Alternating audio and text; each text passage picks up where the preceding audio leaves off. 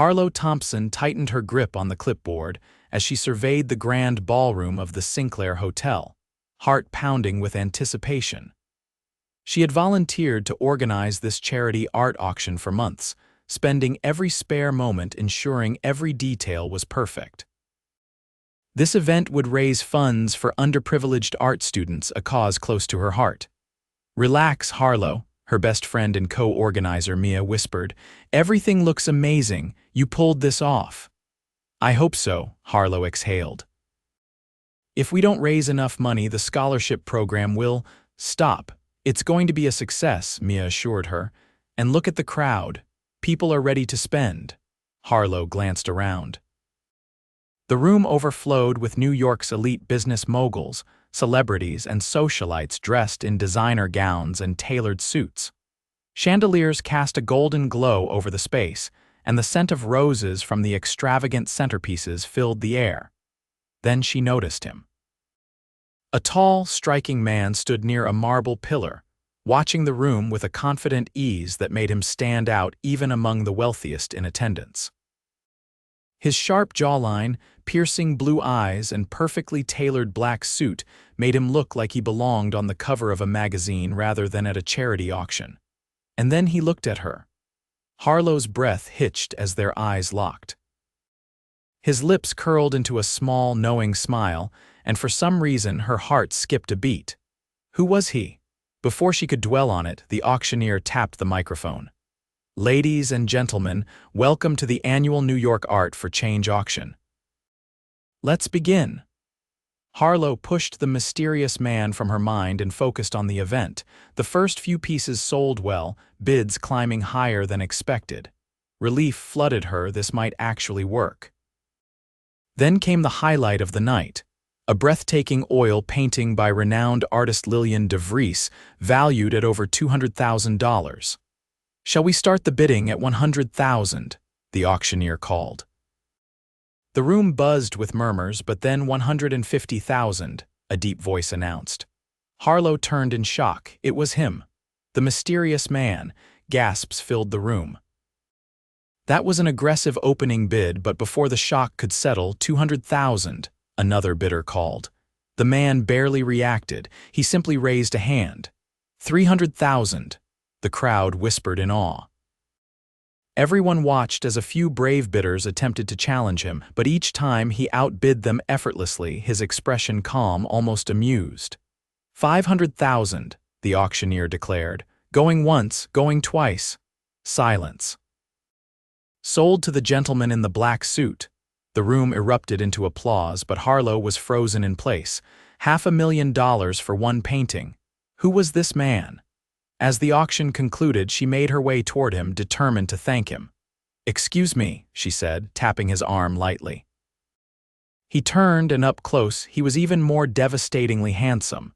His blue eyes held a sharp intelligence, but there was also something playful in them. "You're the organizer," he said smoothly, as if he had been expecting her. "Yes," she nodded. "I just wanted to thank you for your generosity." That was an incredible bid. He studied her for a moment before extending a hand. "Pierce Zabinski." She shook it, his grip firm, warm. "Harlow Thompson." "Harlow," he repeated, as if testing how it sounded. "You did a remarkable job tonight." "Thank you," she said, feeling oddly flustered under his intense gaze. "But seriously, $500,000, that's pocket change," he offered with a smirk. She blinked. Was he joking? Before she could ask, he leaned in slightly. "Would you allow me to take you to dinner, as a thank you for organizing such a worthwhile cause?" Her mouth went dry. Was he flirting? She hesitated. Mia appeared out of nowhere, whispering, "Say yes, Harlow," before disappearing again. Harlow exhaled, meeting Pierce's gaze. There was something intriguing about him, something that made her pulse race. "All right," she said, surprising herself. "Dinner it is." Pierce's lips curved into a slow smile. "Perfect." And just like that, her carefully planned night had taken an unexpected and thrilling turn. The restaurant was unlike anything Harlow had ever stepped foot in, an exclusive rooftop dining experience perched above the glittering Manhattan skyline. She had expected something upscale, but this was next level. The maitre d' greeted Pierce by name and led them to a private table set beneath soft golden lanterns. A chilled bottle of champagne already rested in an ice bucket, and the city lights stretched endlessly beyond the glass railing. Harlow hesitated before sitting. "Do you always get this kind of treatment?" Pierce pulled out her chair with effortless grace. "Only when I ask nicely." She narrowed her eyes slightly, trying to gauge whether he was being serious or just teasing. Everything about him radiated confidence, but there was something else in ease, as if none of this impressed him in the slightest. "I have to admit," she said as she settled into her seat, "I wasn't expecting this."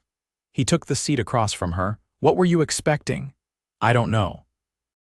"A nice restaurant, sure, but this," she gestured around them, "this is something out of a movie." Pierce tilted his head slightly, watching her with an unreadable expression. "Is that a bad thing?"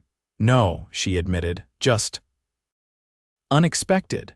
A waiter arrived, and without even glancing at the menu, Pierce ordered for both of them a chef's selection of their finest dishes. Harlow raised an eyebrow at his decisiveness. "You don't even have to look at the menu." "I trust the chef," he replied. "And I had a feeling you'd enjoy trying something new." Her curiosity deepened. "You don't even know me." "Not yet." He leaned forward slightly. "But I'd like to." She wasn't sure how to respond.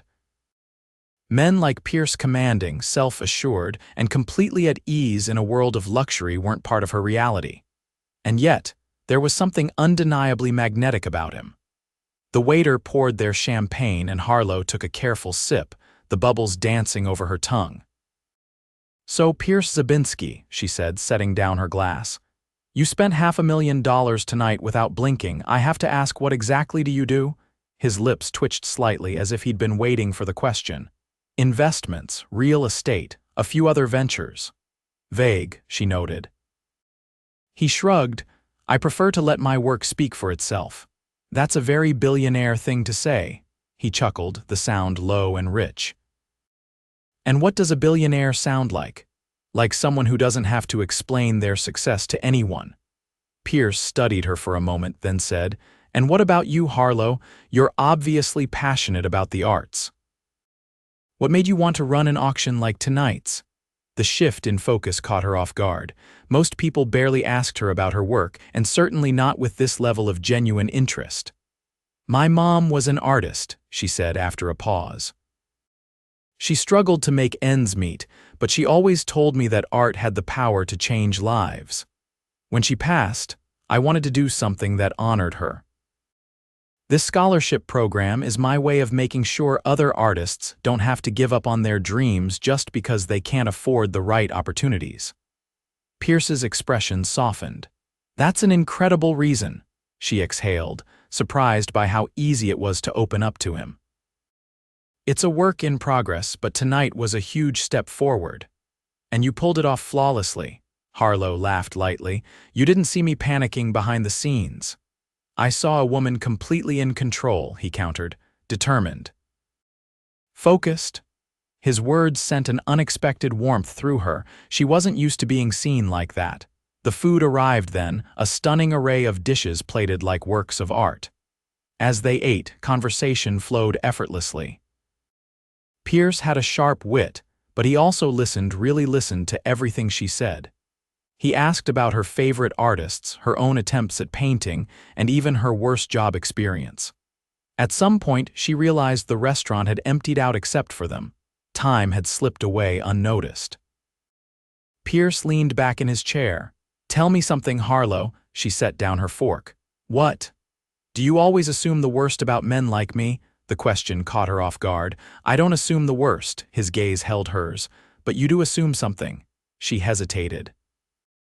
"I think men like you, wealthy, powerful, live in a different world, one where everything comes easily." His expression didn't change, but something flickered in his eyes. "And you don't trust that world." "It's not about trust," she said carefully. "It's about reality." He nodded slowly, considering her words. Then he reached into his pocket and pulled out a small, folded piece of paper. "What's that?" she asked. He slid it across the table. "My first real estate contract. I was 19. Bought a rundown building with every cent I had saved. She unfolded it, scanning the details. You still carry this? It reminds me where I started. She looked up at him, something shifting in her perception. Maybe he wasn't just another man born into privilege. Maybe there was more to him than she had assumed. Pierce took the paper back, tucking it away. I don't expect you to believe everything I say, but I'd rather you judge me for who I am, not what I have. Harlow exhaled slowly. That's fair. A slow smile crossed his face. Then let's start over. He extended a hand across the table. Pierce Zabinski, and you are… She glanced at his outstretched palm, then took it. Harlow Thompson. His fingers tightened around hers just slightly. Pleasure to meet you, Harlow. And for the first time that night, she let herself believe that maybe, just maybe, this wasn't just another dinner. The evening breeze carried the scent of jasmine as Harlow stepped onto the sidewalk outside the restaurant. The city hummed around them, cabs streaking by, pedestrians lost in their own worlds, but here, in the quiet space between the towering buildings, it felt like she and Pierce existed in a different time, a different rhythm. He walked beside her, hands in his pockets, his presence solid and unwavering. There was something about him, something magnetic, that made it impossible to look away for too long. I'll have my driver take you home, Pierce said, his tone casual but firm, as if the matter was already decided.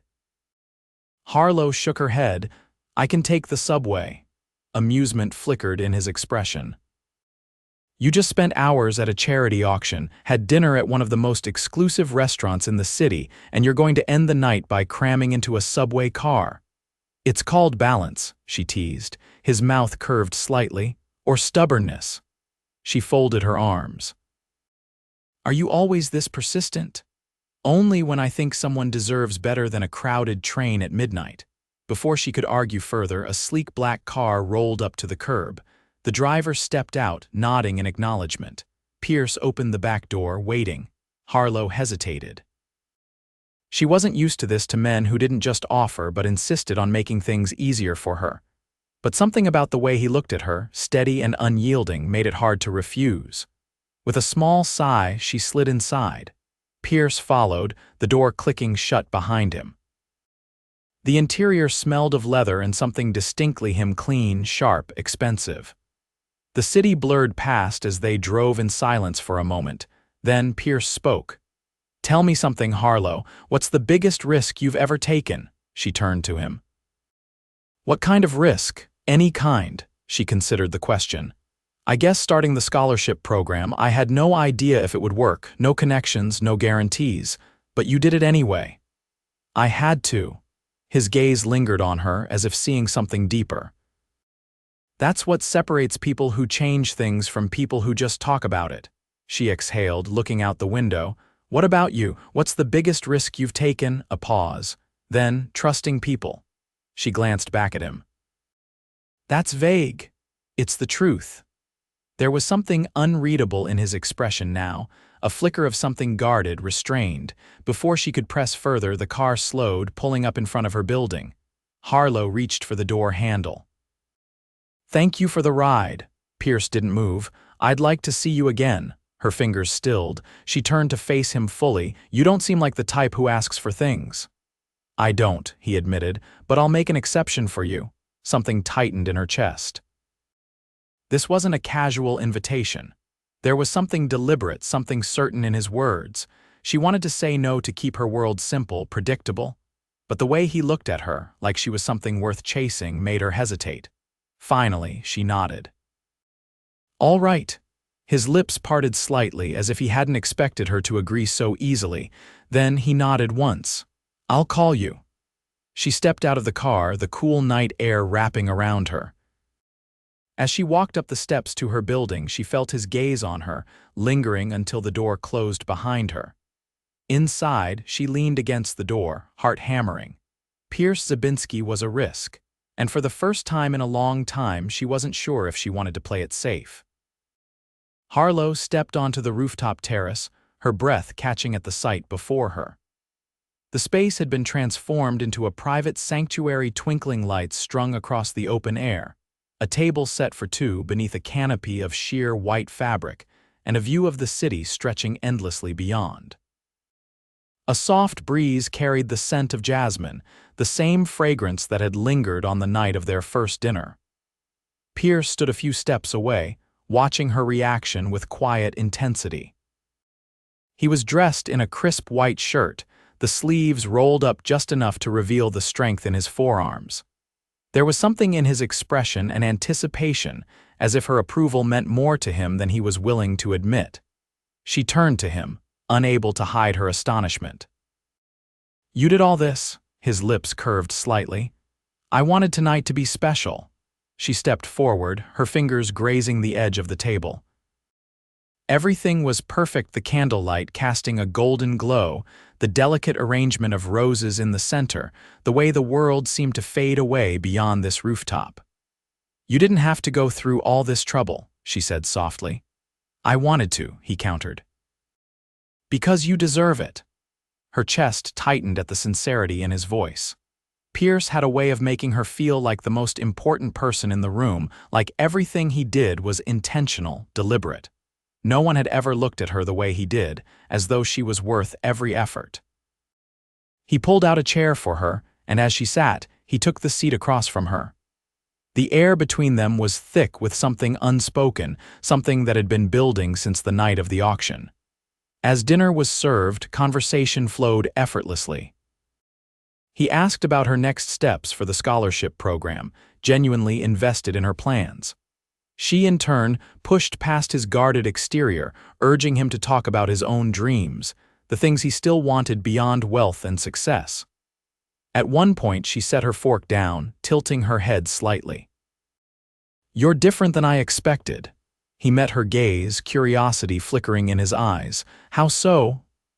"I thought I had you figured out the moment I saw you at the auction."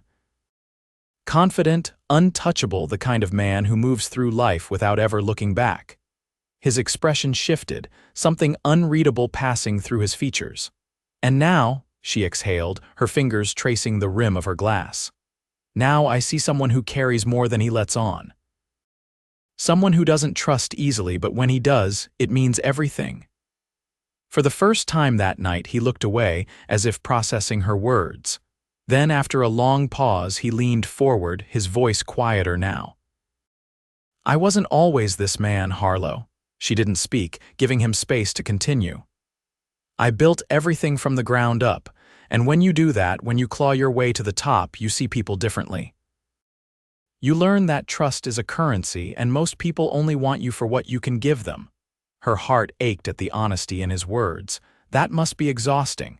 His gaze met hers again, something softer there now. "It is. But with you, it's different." A warmth spread through her, a slow realization settling in. She had been so afraid of getting caught up in his world, of losing herself in something too big, too overwhelming. But here, in this moment, it didn't feel like that at all. It felt like two people finding something rare in the chaos. She reached across the table, her fingers brushing his. He didn't pull away. Instead, he turned his hand, letting her palm rest against his. "Pierce," she murmured, her voice barely above a whisper. He studied her for a long moment before saying, "Stay." Her pulse quickened. "What do you mean?" "After dinner, stay for a while, no expectations, just us here away from everything else." She searched his face, looking for any sign of an ulterior motive, but there was none. Just quiet sincerity, just a man asking her to share a little more of her time, a little more of herself. She nodded. His fingers tightened around hers, just slightly, and in that simple touch, she knew this wasn't just a fleeting moment. This was something real, something neither of them had been expecting but couldn't ignore. And for the first time in a long time, she didn't want to run from it. Harlow leaned against the railing of the rooftop terrace, the city stretching endlessly before her in a sea of shimmering lights. The dinner plates had been cleared away, and a bottle of wine sat between her and Pierce, half empty. The air was warm, carrying the distant hum of Manhattan's nightlife, but up here, everything felt still. Private. Pierce stood beside her, silent for a moment before speaking. "You're not what I expected either." She turned to him, curiosity flickering in her eyes. What did you expect? He exhaled slowly, as if choosing his words carefully. Someone who would be impressed by all of this. He gestured vaguely to the elegant rooftop, the way the world seemed to bend to his will. Someone who would see the money first and me second. She studied him, taking in the weight behind his words. Is that what usually happens? Almost always, he admitted. People look at me and see an opportunity, a name, a bank account. Harlow didn't look away. And what do you want them to see? His gaze locked onto hers, something unspoken passing between them. Something real. She felt a pull, something undeniable urging her closer, but she resisted, keeping her hands firmly on the railing, grounding herself. I don't care about your money, Pierce. I know. His voice was quiet, certain. That's why you're here. The weight of that statement settled between them, heavier than the warm air around them. Harlow turned her attention back to the skyline, needing a moment to process the shift in the air. I've always been careful with people, she admitted. I've seen what happens when you trust too easily, when you believe in someone who turns out to be nothing like what you thought. Pierce's jaw tightened, as if he understood that sentiment all too well. Someone hurt you. She hesitated, then nodded. A long time ago. I put everything I had into a relationship that, in the end, was built on lies. He wasn't who he said he was, and by the time I figured it out, it was too late. Pierce's hands curled over the railing, his knuckles tightening. What did he do? She let out a humorless laugh. He told me he loved me, told me we were building something together. Meanwhile, he was using me to get close to my mother, trying to sell off her paintings to cover his own debts. When she passed, I found out he had already promised away pieces that weren't his to sell. Pierce's expression darkened, his voice low. And you forgave him. Not a chance, she shook her head, but I learned something from it. I learned that people will say whatever they need to get what they want. That's why I don't just take words at face value anymore. He turned toward her fully, his posture uncharacteristically tense. And what about now? She met his gaze, unflinching. Now I wait and see if actions match words. A slow nod, as if he accepted the challenge. A comfortable silence stretched between them before Pierce spoke again. You love what you do, don't you? Harlow smiled faintly. I do. The art world can be messy, but when you see someone's life change because they finally get the chance they deserve, that's worth everything. He studied her, admiration flickering in his expression. You're not just talented, you're relentless. She laughed softly. Is that a compliment? It's a fact. She tilted her head slightly. And what about you? What drives you? For the first time, Pierce hesitated. Then he slowly exhaled. I grew up watching my father take risks that never paid off. He wanted success so badly that he gambled away everything we had, always believing the next deal would fix everything. It never did. Harlow listened, sensing the weight behind his words. I decided early on that I wouldn't be like him, Pierce continued. I wouldn't rely on luck. I'd build something unshakable, and I did. He glanced away for a moment before looking back at her. But at some point I realized that once you have everything, it stops meaning anything if you don't have someone to share it with. The honesty in his voice sent a shiver through her. She took a slow breath. That's not something most people in your position admit. Pierce held her gaze. I don't say things unless I mean them. Another shift between them, deeper this time. He reached into his pocket and pulled out a small velvet box, setting it on the railing between them. Harlow's breath caught. What is that? Open it. Her fingers trembled slightly as she lifted the lid. Inside, resting on dark velvet, was a delicate silver bracelet adorned with tiny, intricately designed charms. She looked up at him, stunned. Pierce, this is. Look closer, he urged. She picked it up carefully, noticing the details for the first time. Each charm was something meaningful: a miniature paintbrush, a city skyline, a book with a tiny inscription of her mother's name. Her throat tightened. How did you? I pay attention. His voice was softer now. You told me what mattered to you. I listened. Emotion swelled in her chest. Pierce took a step closer, his voice low. This isn't about money, Harlow. This is about showing you that I see you. That I don't just hear your words, I understand them." She swallowed hard, overwhelmed by the thoughtfulness behind the gesture. Slowly, he reached for her hand, turning it palm up before carefully fastening the bracelet around her wrist. His fingertips brushed against her skin, sending a shiver up her spine. When he looked at her again, his expression was unreadable. "Stay in my life, Harlow." Her heart pounded. She could walk away, keep her walls firmly in place. Or she could take the risk, the kind of risk she had spent years avoiding. She looked down at the bracelet, then back at him, and then, finally, she whispered, "Okay." The ghost of a smile touched his lips. And for the first time in years, Harlow felt like she was exactly where she was meant to be. Harlow traced the delicate charms on the bracelet Pierce had given her, the cool metal pressing against her skin.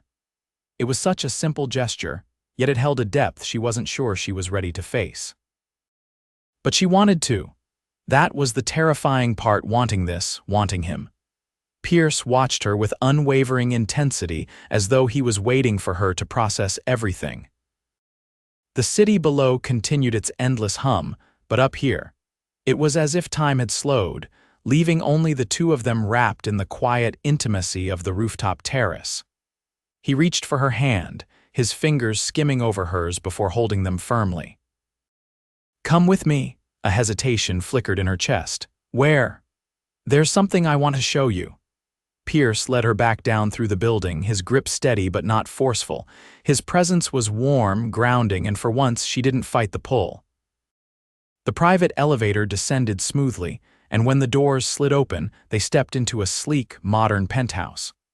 Floor-to-ceiling windows framed the skyline, and the open layout was both luxurious and understated. The space felt lived in but not cluttered, elegant but not ostentatious. It was a place meant for someone who valued control but also needed refuge. Harlow turned to him, curiosity etched in every line of her face. "This is your home." Yes, something about that admission struck her. He had taken her here, into his personal space, not a rented rooftop or an exclusive restaurant, but the place where he let down his guard.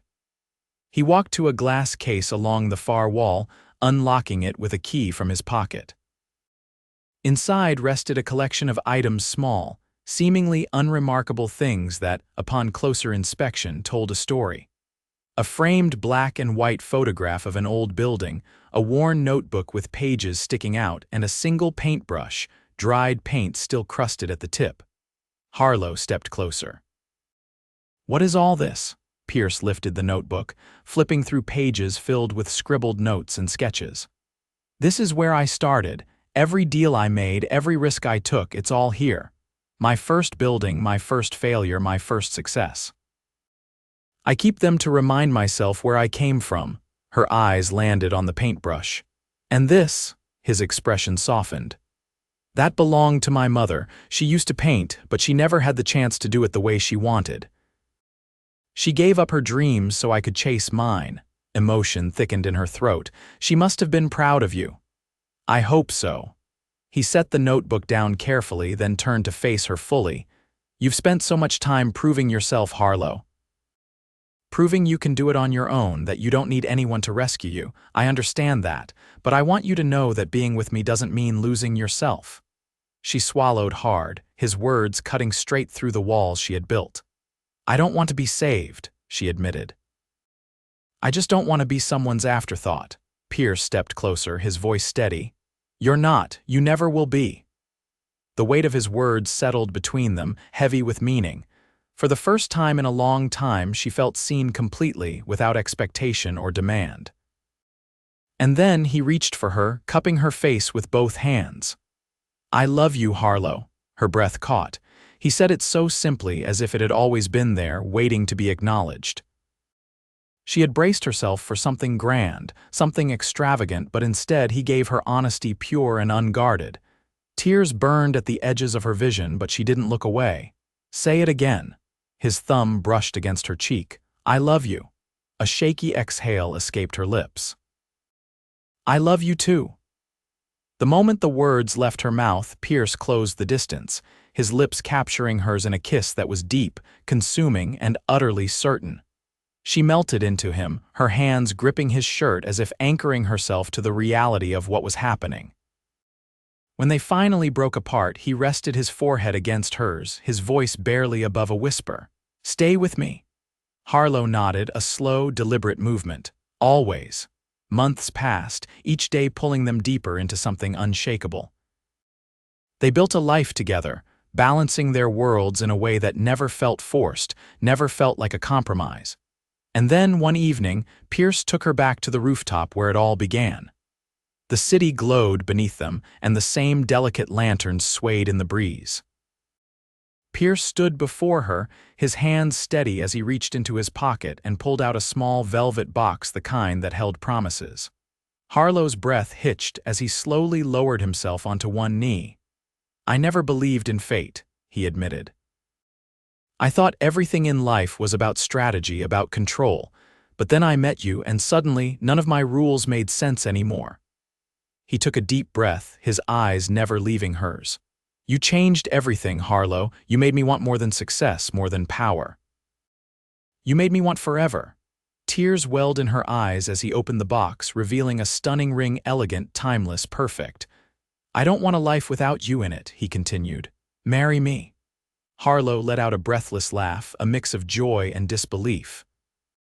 "You really don't do anything halfway, do you?" His lips twitched. "Not when it comes to you." She didn't hesitate.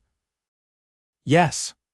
The moment the word left her lips, Pierce slipped the ring onto her finger and rose, pulling her into his arms before kissing her with the same certainty he had shown from the very beginning. And as the city shimmered around them, Harlow knew this was it. The life she never expected, the love she never thought she'd find, it was hers. Theirs forever.